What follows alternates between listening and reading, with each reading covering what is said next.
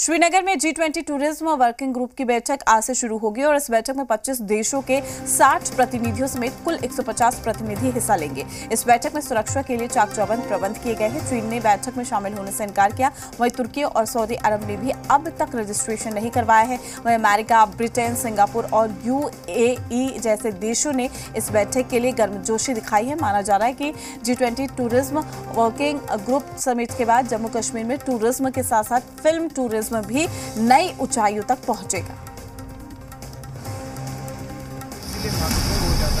सितारा बनकर चमकेगा। कश्मीर पर प्रोपेगेंडा करने वाले देशों की पोल खुल जाएगी। परिंदा भी पर न मार पाए, ऐसी सुरक्षा के बीच आज से श्रीनगर में शुरू होगी G20 टूरिज्म वर्किंग ग्रुप की बैठक।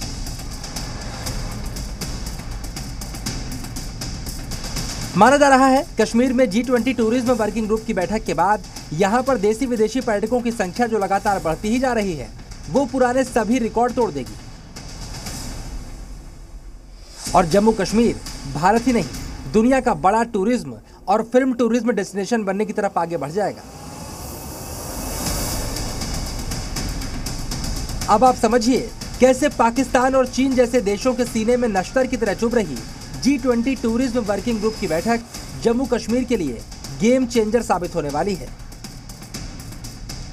और आज से शुरू हो रही बैठक में क्या क्या खास होगा, सबसे पहले जानिए दुनिया भर के देशों ने श्रीनगर में हो रही इस बैठक को कैसा रिस्पॉन्स दिया है।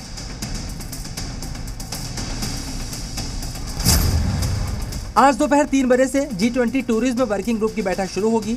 इसमें हिस्सा लेने के लिए 25 देशों के 60 प्रतिनिधि श्रीनगर पहुंच रहे हैं। इन 25 देशों में से 17 देश G20 ग्रुप में शामिल हैं।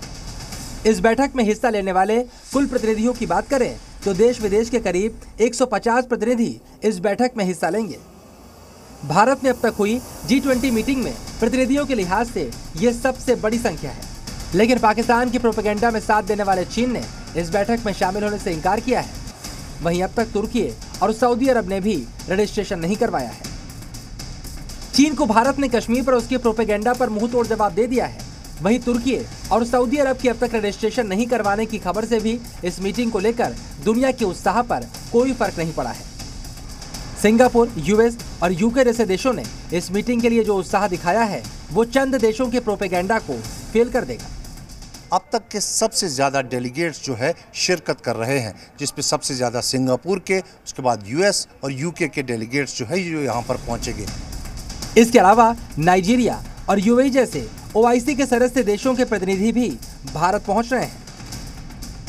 कहा था कि नाइजीरिया के एम्बेसडर खुद आ रहे हैं, इंडोनेशिया के होंगे, काफ़ी अन्य देशों के भी होंगे और सिंगापुर, USA, UK से एक नहीं 4-5 पार्टिसिपेंट्स आ रहे हैं और टूरिज्म एक्सपर्ट्स भी आ रहे हैं, UN के भी आ रहे हैं। तो ये बड़ी खुशी की बात है और हमारे लिए गर्व की बात है कि जम्मू एंड कश्मीर के इतने इम्पोर्टेंट महत्वपूर्ण देशों से ये रिप्रेजेंटेटिव्स इस मीटिंग के लिए आ रहे हैं। चलिए अब आपको बताते हैं किस तरह आज से शुरू हो रही इस मीटिंग के बाद पाकिस्तान और उसके साथियों के सारे प्रोपेगेंडा फेल होने वाले हैं और जम्मू कश्मीर की सही तस्वीर दुनिया के सामने आने वाली है। यहाँ पर दुनिया भर के देशों के प्रतिनिधि और एक्सपर्ट 3 सेशंस में टूरिज्म की अपार संभावनाओं को जानेंगे और एक्सपर्ट्स के साथ मंथन भी करेंगे।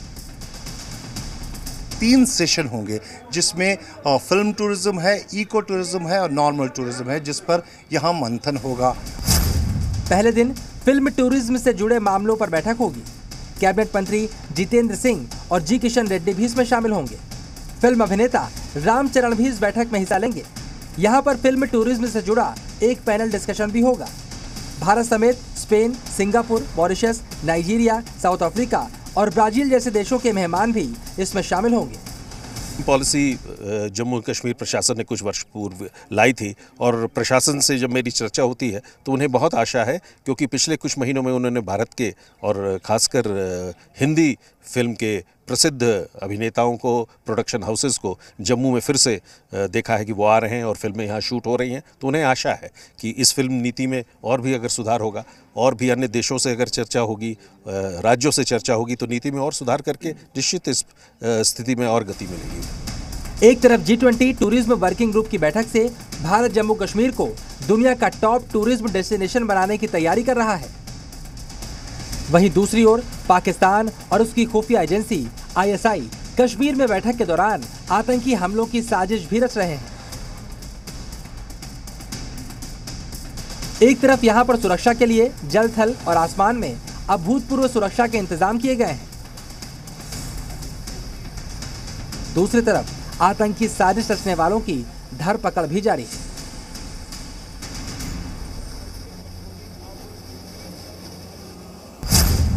फिलहाल G20 समिट से पहले NIA को बड़ी कामयाबी मिली है। NIA ने जैश ए मोहम्मद के एक आतंकी को गिरफ्तार किया है। जैश आतंकी मोहम्मद उबैद मलिक को कुपवाड़ा से गिरफ्तार किया गया है। वो पाकिस्तान में बैठे आतंकियों को यहां से सूचनाएं भेज रहा था। जैश आतंकी ने भारतीय सुरक्षा बलों के मूवमेंट के बारे में जानकारियां पाकिस्तान भेजी थी। चलिए अब आपको बताते हैं किस तरह G20 बैठक स्थल पर सुरक्षा के कड़े इंतजाम किए गए।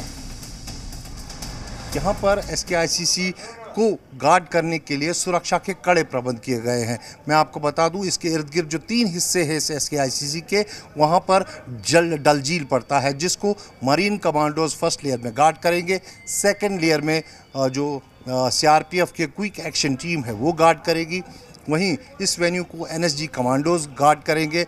उनके साथ सेना, CRPF, जम्मू कश्मीर पुलिस के special operation group, SSB, BSF सभी सुरक्षा एजेंसियों की सेवा ली गई है ताकि इस जो ये बैठक हो रही है इसके दौरान कोई अनटुवर्ड इंसिडेंट न हो, क्योंकि जो मिलिटेंट्स हैं उनकी तरफ से इनपुट्स मिले हैं सुरक्षा एजेंसियों को कि कहीं न कहीं इस दौरान जो है कोई अप्रिय घटना की कोशिश की जाएगी, कोई मिलिटेंट हमला करने की कोशिश की जाएगी, इसलिए सुरक्षा के कड़े प्रबंध किए गए हैं। इसी को देखते हुए जो गुलमर्ग का टूर था डेलीगेट्स का उसको जो है रद्द कर दिया गया है। साथ ही दाचीगाम जो वेन्यू था जहां पे लंच करना था वो भी रद्द कर दिया गया है। अब केवल यहां पर और रॉयल स्प्रिंग गोल्फ कोर्स जो यहीं पास में है वहीं पे सेंट्रिक रहेंगे ये डेलीगेट्स। फिलहाल सुरक्षा के चाक चौबंद इंतजामों के बीच श्रीनगर में आज से शुरू हो रही G20 समिट जम्मू कश्मीर में पर्यटन के नए युग की शुरुआत करेगी और इसकी सफलता दुनिया भर में कश्मीर को लेकर पाकिस्तानी प्रोपेगेंडा के ताबूत की आखिरी कील भी साबित होगी। खालिद हुसैन, जी मीडिया, श्रीनगर।